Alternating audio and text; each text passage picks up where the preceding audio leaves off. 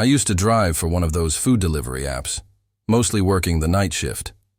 It wasn't exactly a dream job, but it paid the bills, and honestly, I liked the quiet.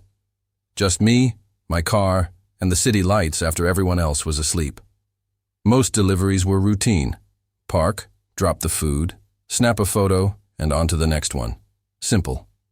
But that all changed the night I got an order from a place on Hollow Creek Drive. It was already around midnight, late even for my usual shift. The order itself was totally normal. A burger meal, a soda, some fries. Nothing that would raise an eyebrow. But when I pulled up to the address, this weird feeling washed over me.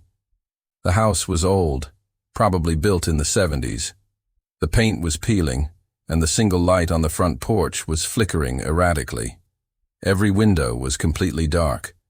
No cars in the driveway, no lights on inside. It looked empty. Still, a job's a job. The app instructions were clear. Leave food at the door. Take a photo to confirm delivery. Standard procedure. I walked up the creaky steps, placed the bag on the porch, and pulled out my phone to open the camera in the app. I aimed it at the bag and the door and snapped the picture. The photo took a second to process on my screen, and when it finally appeared, my stomach just dropped. Behind the frosted glass panel of the front door, I could just make out a man's face. It was blurry, distorted by the textured glass, but it was unmistakably a face. He was standing right there, just inches from the door, watching me. I froze, every hair on my arm standing up. The strangest part? I hadn't heard a single sound, no footsteps, no floorboards creaking, no door unlocking. Just absolute dead silence. My heart was hammering against my ribs. Then my phone buzzed in my hand. It was a notification from the customer, confirming they'd received the order. The message just said, "Thanks. Please don't knock." That felt off. Why would you need to say that if you were already watching me from the door? But I wasn't about to hang around and ask questions. I practically sprinted back to my car and peeled out of there as fast as I could. 2 nights later, it happened again. Another order pinged on my phone, and the address made my blood run cold. Hollow Creek Drive. It was the exact same meal, the exact same note. Leave food at door, don't knock. I tried to rationalize it. Maybe it was just a creature of habit, someone who orders the same late-night meal every few days. It was weird, but not impossible. So I took the delivery.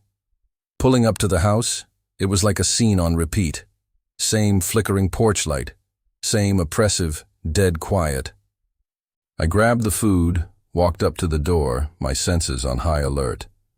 I placed the bag down and took the confirmation photo again, my hand trembling slightly. This time it was different, and so much worse.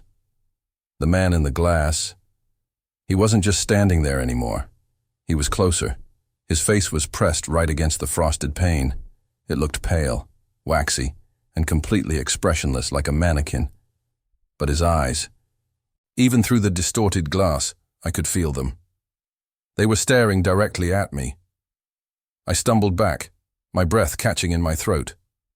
My first instinct was to run, but another part of me was just frozen, staring at that ghostly shape. I listened, straining to hear any movement inside, any sign that a real person was there. Nothing. Just that same unnatural silence. I didn't wait another second. I left the food, got in my car and drove away, my heart pounding so hard I thought it would break through my chest. A few days went by and the memory was still haunting me. I was filling up my tank at a gas station late one night when I saw another driver I recognized from the app. We got to talking, and I hesitantly brought up the strange deliveries. He kind of laughed at first, thinking I was just telling a spooky story. But when I mentioned the address on Hollow Creek Drive, the smile vanished from his face. He looked at me, dead serious, and said, "Wait, you got an order from Hollow Creek? Dude, that house has been empty for a year." I told him he had to be mistaken, that I'd been there twice in the last week. He shook his head and pulled out his phone. He showed me a local news article. The headline was about a home invasion. A man had been killed in that exact house. The police found him several days later, collapsed right near the front door. The article said the suspect was never caught. I couldn't breathe. I thought maybe the app had glitched, or someone was using a fake address. But then it got worse. I scrolled through my delivery history, my hands shaking. There weren't just 2 deliveries. There were 4 separate orders to that same address over the past month. All late at night, all under the same customer name. Aaron C. The same name as the man from the news article.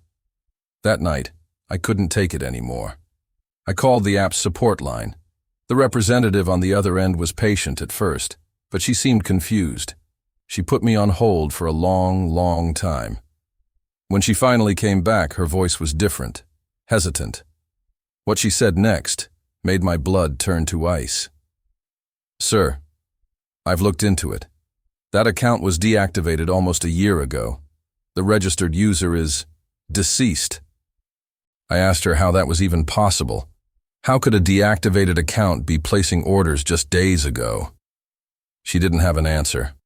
All she could say was that they would launch an investigation before politely ending the call. I knew I shouldn't, but I had to see it one last time. The next evening, I drove back to Hollow Creek Drive. This time, I wasn't working.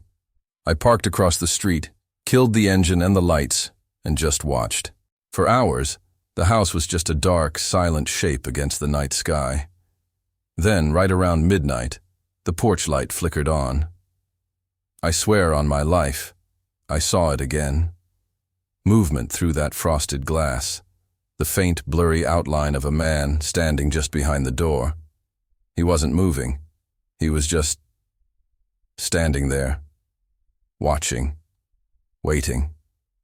I slowly raised my phone, my hand trembling, determined to get a clear picture this time, some proof that I wasn't losing my mind. But before I could snap the photo, my phone screen froze. It glitched, and when the image came back, it wasn't my camera's view anymore. It was a view of my own car, from above, as if someone or something was watching me through a different camera. Then the screen dissolved into static. I dropped the phone. I didn't even pick it up. I just started the car and got out of there. I quit that delivery job a week later. I never told anyone at the company the real reason why. But sometimes, even now, late at night, my phone will buzz with a notification from that old delivery app. New order request from Hollow Creek Drive. And every single time I decline it. Because whatever is waiting behind that door for its final meal, it isn't human. Thanks for sticking with me through that story. If you have any of your own creepy experiences, I'd love to hear them in the comments. And if you enjoyed this, don't forget to hit that like button and subscribe for more. Stay safe out there.